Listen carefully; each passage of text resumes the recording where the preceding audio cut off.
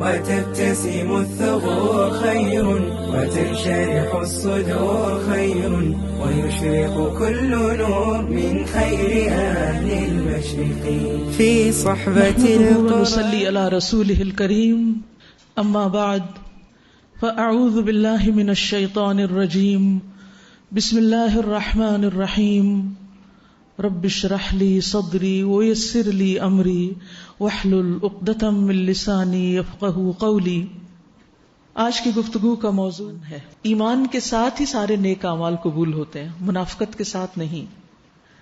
پھر آپ دیکھیے کہ جب ایک بندہ مومن ہوتا ہے تو اللہ کے نزدیک اس کی بہت بڑی حرمت ہوتی ہے۔ ایک حدیث کے مطابق مومن کی حرمت کعبے کی حرمت سے 3 گنا زیادہ، یعنی اتنا زیادہ وہ شخص اللہ کا معزز اور مقرب ہو جاتا ہے۔ پھر قرآن مجید ایمان والوں کو ہی عقل والا قرار دیتا ہے۔ پھر ایمان کی وجہ سے ہی نجات ہوگی، جنت میں داخلہ صرف ایمان کی بنیاد پر ہوگا۔ حدیث میں آتا ہے لا يدخل الجنت الا المؤمنون، مومنوں کے سوا کوئی جنت میں داخل نہ ہوگا۔ نبی صلی اللہ علیہ وسلم نے ابن عوف سے کہا اے ابن عوف اپنے گھوڑے پر سوار ہو کر اعلان کر دو کہ خبردار بے شک جنت میں صرف مومن داخل ہوگا۔ پھر ایمان کے کچھ فائدے بھی ہوتے ہیں۔ وہ فائدے کیا ہیں کہ ایمان کی وجہ سے انسان کو صراط مستقیم ملتا ہے۔ وَإِنَّ اللَّهَ لَهَادِ الَّذِينَ آمَنُوا إِلَىٰ صِرَاطٍ مُسْتَقِيمٍ، انسان کو ایک روشنی، خاص روشنی ملتی، دل کی روشنی۔ اللہ ولی الذین آمنوا یخرجہم من الظلمات الی النور، اللہ کی دوستی نصیب ہوتی، ولایت نصیب ہوتی، حیات طیبہ نصیب ہوتی، دنیا میں بھی انسان کو پاکیزہ زندگی نصیب ہوتی ہے۔ من عمل صالحا من ذکر او انثی وہو مؤمن فلنحیینہ حیاتا طیبہ، جو بھی نیک عمل کرے گا خواہ مرد ہو یا عورت بشرطے کہ وہ مومن ہو، ہم اسے پاکیزہ زندگی بسر کرائیں گے، یعنی دنیا کی زندگی بھی اس کے لیے خوشگوار کر دیں گے۔ اس کا یہ مطلب نہیں اس کے لیے صرف آرام ہی آرام ہوگا اور ہر طرف راحتیں ہوگی، نہیں، اس کا مطلب یہ ہے کہ اس ایمان اور روشنی کی وجہ سے وہ دنیا کے اندھیروں میں بھی، غموں میں بھی پرسکون ہوگا، وہ تھک کر بھی نہیں تھکے گا، وہ ہر حال میں ایک خاص کیفیت کے اندر ہوگا، اور آخرت میں ان کے بہترین اعمال کے مطابق اللہ ان کو اجر عطا کرے گا۔ پھر اسی طرح دنیا اور آخرت میں سہولت ایمان ہی کی وجہ سے، ثابت قدمی ایمان ہی کی وجہ سے، یثبت اللہ الذین آمنوا بالقول الثابت فی الحیات الدنیا وفی الآخرہ، یعنی ایمان ہوتا ہے تو انسان کو نیک اعمال پر استقامت نصیب ہوتی، اور پھر جب انسان فوت ہوگا، قبر میں اس کا سوال ہوگا، حساب کتاب ہوگا، اس وقت بھی ثابت قدمی ایمان کی وجہ سے نصیب ہوگی، اور اگر منافقت ہوئی تو نصیب نہ ہوگی۔ پھر اسی طرح آپ دیکھیے کہ جو لوگ کہتے ہیں اللہ ہمارا رب ہے، ان پر فرشتے نازل ہوتے، اللہ سبحانہ و تعالیٰ کے علاوہ فرشتوں کی دوستی نصیب ہوتی ہے، اللہ کے نبیوں کی دوستی نصیب ہوگی۔ رسول اللہ صلی اللہ علیہ وسلم نے فرمایا ہر نبی کا دوسرے انبیاء میں سے کوئی نہ کوئی ولی ہوا ہے، اور ان میں میرے ولی میرے والد میرے رب عز و جل کے خلیل ابراہیم علیہ السلام ہے۔ اور پھر آپ نے تلاوت کی ان اول الناس بابراہیم للذین اتبعوہ وہذا النبی والذین آمنوا، تو نبی علیہ السلام کے علاوہ ایمان والوں کو بھی انبیاء کی دوستی نصیب ہوگی۔ پھر اسی طرح دنیا اور آخرت میں ان کے لیے خوشخبریاں ہیں، الذین آمنوا وکانوا یتقون لہم البشری فی الحیاۃ الدنیا وفی الآخرہ۔ پھر اللہ سبحانہ وتعالیٰ کا فضل نصیب ہوتا ہے، بلندیاں نصیب ہوتی ہیں، ولا تہنوا ولا تحزنوا وانتم الاعلون ان کنتم مؤمنین، اے مسلمانوں نہ تم سستی دکھانا نہ غم زدہ ہونا، اگر واقعی تم مومن ہو تو تم ہی اونچے ہو کر رہو گے، بلند ہو کر رہو گے، غالب ہو کر رہو گے۔ تو دنیا میں بھی مسلمانوں کو غلبہ اور عزت ایمان کے ساتھ ہی مل سکتا ہے۔ پھر اسی طرح وَلِلَّهِ الْعِزَّةُ وَلِرَسُولِهِ وَلِلْمُؤْمِنِينَ وَلَكِنَّ الْمُنَافِقِينَ لَا يَعْلَمُونَ، پھر بندوں کی محبت بھی نصیب ہوتی ہے، یعنی ہمیں یہ ڈر ہوتا ہے نا کہ اگر ہم ایمان اور عمل صالح اور نیک کام کرنے کی طرف آ گئے تو شاید پھر لوگ ہم سے چھٹ جائیں گے، نہیں، اللہ سبحانہ وتعالی بندوں کی محبت بھی دیتا ہے. سورۃ مریم میں اللہ تعالیٰ فرماتے ہیں ان الذین آمنوا وعملوا الصالحات سیجعل لهم الرحمن ودا. بے شک وہ لوگ جو ایمان لائے اور اچھے کام کر رہے ہیں، اللہ ان کے لیے لوگوں کے دلوں میں ضرور محبت پیدا کر دے گا. وہ اللہ پیدا کرے گا. ہم لوگوں کے پیچھے بھاگتے، لوگوں سے شکوے شکایت کرتے کہ آپ ہم سے محبت کیوں نہیں کرتے. نہیں، آپ اللہ پر ایمان اپنا مضبوط کریں اور اللہ کی مرضی کے کام کریں، آپ کی محبت اللہ لوگوں کے دلوں میں خود ہی ڈال دے گا. لہذا ہمیں اس چیز پر کام کرنے کی ضرورت ہے جو ایک کی ہے، کنجی ہے ساری خیر اور بھلائی کو سمیٹ لانے کی. لہذا اس رمضان میں ہمارا فوکس کس پہ ہونا چاہیے؟ ایمان بڑھانے پر، اپنے ایمان میں اضافے پر. پھر اسی طرح غموں سے نجات بھی ایمان کے ساتھ ملتی ہے.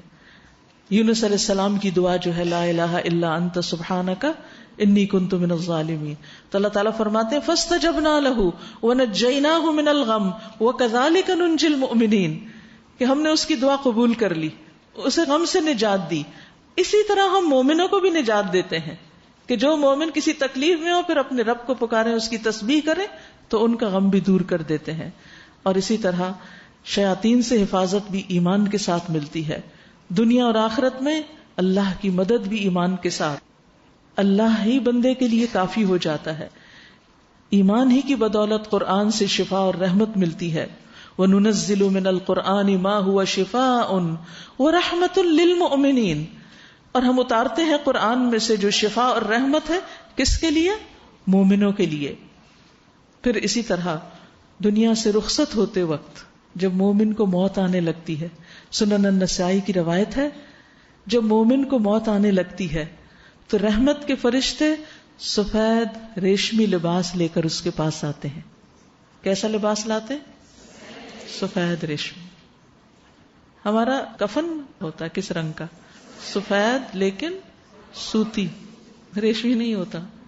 لیکن مومن کی روح کے لیے کفن آتا ہے وہ ریشمی ہوتا ہے. اور کہتے ہیں اے مومن روح نکل آ، تو اللہ سے راضی، اللہ تجھ سے راضی. اے مومن روح تو نکل آ، تو اللہ سے راضی، اللہ تجھ سے راضی، اور اللہ کی رحمت اور مہربانی کی طرف چلو. اب آگے چلو، اللہ تم پہ مہربان ہے. اور ایسے رب کے پاس پہنچو جو تم سے قطعاً ناراض نہیں. سبحان اللہ، اس سے بڑی خوشخبری کیا ہوگی کسی کے لیے کہ موت کے وقت اس کو یہ خوشخبری سنائی جائے کہ تم ایسے رب کی طرف چلو جو تم سے قطعاً ناراض نہیں. تو وہ روح انتہائی خوشبودار، پاکیزہ کستوری جیسی مہک کے ساتھ نکل آتی ہے، حتیٰ کہ وہ فرشتے خوشی اور سرور سے ایک دوسرے کو پکڑتے ہیں، ہاتھوں ہاتھ لیتے ہیں. یعنی وہ روح ایک فرشتہ نکالتا ہے، پھر وہ آگے دے دیتا ہے اور وہ اس کو پھر اس ریشمی کفن میں لپیٹتے ہیں اور اسے آسمان کے دروازے تک لے جاتے ہیں. پہلے آسمان کے فرشتے کیا کہتے ہیں؟ یہ کس قدر خوشبودار ہے یہ روح جو تم زمین سے لائے ہو.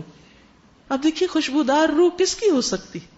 جس کے دنیا میں ایمان کی خوشبو ہو اس کے اندر، اور اچھا اخلاق اور اچھے اعمال.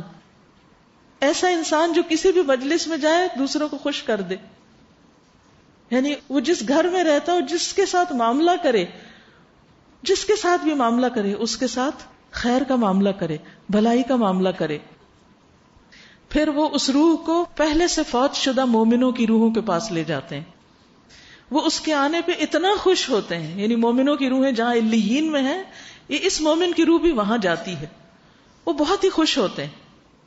فرمایا کہ تم اپنے کسی غائب شخص کے آنے پہ اتنا خوش نہیں ہو سکتے جتنا وہ اس مومن کی روح کو ملاقات کر کے خوش ہوتے ہیں، اور اس سے پوچھنے لگتے ہیں فلاں کا کیا حال ہے، فلاں کا کیا حال ہے.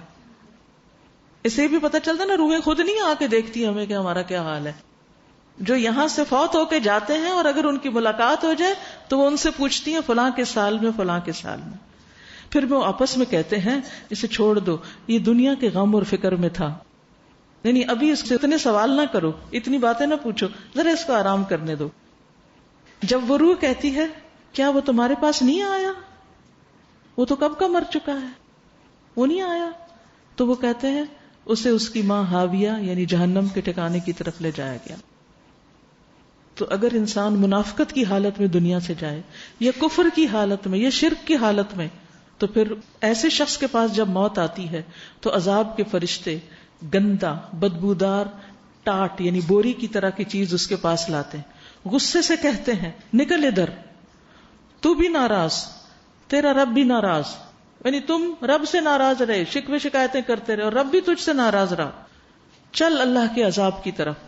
وہ انتہائی بدبودار مردار لاش کے بھپوکے کے ساتھ اس کے جسم سے نکلتی ہے، حتیٰ کہ وہ اسے زمین کے دروازے پہ لے جاتے ہیں اور کہتے ہیں کس قدر بدبودار ہے، حتیٰ کہ وہ اسے پہلے سے مرے ہوئے ایسے ہی لوگوں کی روحوں کے ساتھ جا کے ملا دیتے ہیں۔ دنیا میں بھی ویسی ہی کمپنی اور وہاں بھی ایسی ہی، آخری انجام بھی ویسا ہے۔ تو اب آپ دیکھیے کہ ایمان کی وجہ سے، اور ایمان صرف ایمان نہیں، وہ دل میں پکا یقین اور وہ لذت اور وہ اللہ کی محبت اور وہ اللہ سبحانہ و تعالیٰ کی رضا کی فکر جس کے ساتھ مومن دنیا میں جیتا ہے، تو جب وہ مرتا ہے تو اس کو فوراً خوشخبری مل جاتی ہے کہ تو اس فکر میں تھا نا کہ تیرا رب تجھ سے راضی ہو جائے، تو ہر کام اس لیے کرتا تھا کہ تیرا رب تجھ سے راضی، آج وہ تجھ سے راضی ہو گیا۔ مومن دنیا میں اللہ سے راضی رہتا ہے۔ دیکھیے فرشتے آ کے کیا کہتے ہیں، تو اللہ سے راضی، اللہ تجھ سے راضی۔ لیکن یہ رضا کب آتی ہے؟ جب ایمان مضبوط ہوتا ہے۔ پھر اسی طرح جب مومن کا جب جسم قبر میں جاتا ہے تو پھر فرشتہ آتا ہے، پھر اس سے سوال کرتا ہے، اور جو مومن روح ہوتی ہے اس کے ساتھ خوبصورت معاملہ کیا جاتا ہے۔ اس کی قبر میں سبز باغیچہ ہوتا ہے، اس کی قبر کو 70 ہاتھ کشادہ کر دیا جاتا ہے، اسے 14ویں رات کے چاند کی طرح روشن کر دیا جاتا ہے، یعنی سبزہ بھی ہے، روشنی بھی ہے، اور اس کے لیے امن ہی امن ہے، جنت کی طرف سے کھڑکی کھول دی جاتی ہے۔ اس طرح مومن اپنے قبر کے ٹھکانے میں بھی پرسکون رہتا ہے اپنے ایمان کی وجہ سے۔ لہذا یہ ایمان بڑی قیمتی چیز ہے، اس کو نیچے نہیں جانے دینا چاہیے، یہ اوپر ہی رہے، اس کا لیول کم نہ ہو۔ آپ دیکھیں کہ اگر ہمارا ہیموگلوبن کم ہو جاتی ہے تو ہم کتنے فکر مند ہو جاتے ہیں، تو پھر فوراً کیا کرتے ہیں، مختلف ایسی غذائیں کھانے لگتے ہیں، ایسی دوا کھاتے ہیں کہ جس سے ہمارا وہ لیول اپ ہو جائے۔ تو جب ایمان میں کمزوری آنے لگے تو کیا کرنا چاہیے، وہ کام شروع کر دینے چاہیے کہ جس سے ایمان بڑھتا جائے۔ اور رمضان بہترین موقع آ رہا ہے کہ جس سے ایمان میں اضافہ ہو سکتا ہے، اور اس ایمان کی تازگی کے ساتھ اگر رمضان میں داخل ہوں گے تو اور بھی زیادہ اضافہ ہوگا۔ پھر اسی طرح یہ کہ انسان کے اعمال محفوظ ہو جاتے ہیں، ایمان والوں کی کوششوں کی قدر کی جاتی ہے۔ وَمَنْ أَرَادَ الْآخِرَةَ وَسَعَى لَهَا سَعْيَهَا وَهُوَ مُؤْمِنٌ فَأُولَئِكَ كَانَ سَعْيُهُمْ مَشْكُورًا۔ تو آئندہ دنوں میں جو آپ بھاگ دوڑ کرنے والے ہیں، ادھر دورہ قرآن پہ جا رہے ہیں، ادھر روزہ رکھا ہوا ہے، ادھر غریبوں میں صدقہ خیرات کے لیے جا رہے ہیں، ادھر رات کو نمازوں کے لیے جا رہے ہیں، یہ ساری بھاگ دوڑ کس کے لیے؟ اللہ کے لیے۔ تو جو شخص اللہ کی خاطر یہ سب کرتا ہے تو اللہ سبحانہ وتعالیٰ اس کی ناقدری نہیں کرتے۔ فرمایا اولئک کان سعیہم مشکورا، ایسے لوگوں کی کوششوں کی قدر کی جاتی۔ اینڈ آف دا ڈے یہ سوچنے کی ضرورت نہیں پتہ نہیں کوئی فائدہ ہوا کہ نہیں، اللہ کا وعدہ ہے، اگر اللہ کے لیے کر رہے ہو تو فائدہ ہے اس میں۔ فرمایا فمن یعمل من الصالحات وهو مؤمن فلا کفران لسعیہ وانا لہ کاتبون۔ جو شخص کوئی نیک اعمال کرے اور وہ مومن ہو تو اس کی کوشش کی ناقدری نہ ہوگی، اللہ ناقدری نہیں کرے گا۔ ایک آیت میں کیا فرمایا بنی اسرائیل کی کہ اللہ سبحانہ وتعالیٰ ایسے لوگوں کی کوششوں کی قدردانی کریں گے، فَأُولَئِكَ كَانَ سَعْيُهُمْ مَشْكُورًا۔ اور پھر اگر شیطان دل میں وسوسہ ڈالے، مایوسی آنے لگے، تو یاد رکھیں فَلَا كُفْرَانَ لِسَعْيِهِ وَإِنَّا لَهُ كَاتِبُونَ، اور ہم اس کو لکھ رہے ہیں۔ اللہ ایک ایک چیز لکھوا رہا ہے فرشتوں کے ذریعے، اور پھر ایسے لوگوں کے لیے کبھی نہ ختم ہونے والا اجر اور اللہ کی بخشش اور رضامندی اور گناہوں کا بھی نیکیوں سے بدل جانا توبہ کی وجہ سے، کیونکہ رمضان توبہ کا بھی ایک بہترین موقع ہے، اور پھر جنت میں درجات کا بلند ہونا۔ سورۃ طٰہٰ میں اللہ تعالیٰ فرماتے ہیں وَمَن يَأْتِهِ مُؤْمِنًا قَدْ عَمِلَ الصَّالِحَاتِ فَأُولَئِكَ لَهُمُ الدَّرَجَاتُ الْعُلَىٰ۔ اور جو اس کے پاس مومن بن کر آئے گا، ایمان کے ساتھ اللہ سے ملاقات کرے گا اور اس نے اچھے کام بھی کیے ہوں گے، تو یہی لوگ ہیں جن کے لیے سب سے بلند درجے ہیں۔ دنیا میں آپ دیکھیے کہ ہمیں درجوں اور سٹیٹس کی بلندی کی کتنی فکر ہوتی ہے، تو ایسے لوگ اللہ کے ہاں بلند ترین درجے پائیں گے. انہیں نیک لوگوں کا ساتھ ملے گا. والذین آمنوا وعملوا الصالحات لندخلنہم فی الصالحین، ایسے لوگوں کو ہم ضرور صالح لوگوں میں داخل کریں گے. انبیاء، صدیقین، شہداء، صالحین کی کمپنی نصیب ہوگی. وحسن اولئک رفیقا، کتنے اچھے دوست ہیں یہ سب، کتنی بہترین کمپنی ہے ان سب کی. پھر جنت میں اپنوں کا ساتھ ملے گا، سارے رشتہ دار اکٹھے ہو جائیں گے، والدین بھی اور اولاد بھی، لیکن شرط ہے کہ ایمان ہو اور عمل صالح ہو. اور سب سے بڑی نعمت اللہ کی رضامندی، اللہ کی رضامندی.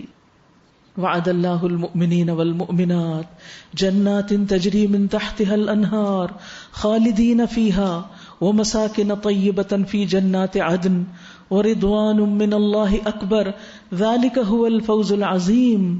اللہ نے مومن مردوں اور مومن عورتوں سے، عورتوں کا بھی ذکر خاص طور پر کیا گیا، مومن مردوں اور مومن عورتوں سے ایسے باغوں کا وعدہ کیا ہے جن میں نہریں جاری ہیں، ان میں وہ ہمیشہ رہیں گے. نیز ہمیشگی کے باغات میں پاکیزہ قیام گاہیں، اور اللہ کی رضامندی تو ان سب چیزوں سے بڑھ کر ہوگی. یہی بہت بڑی کامیابی ہے، یہ ہے اصل کامیابی جس کے لیے ہمیں رمضان میں کوشش کرنی ہے. في صحبة القرآن خير نحياه كي نحيا بخير ولنا من الأسماء خير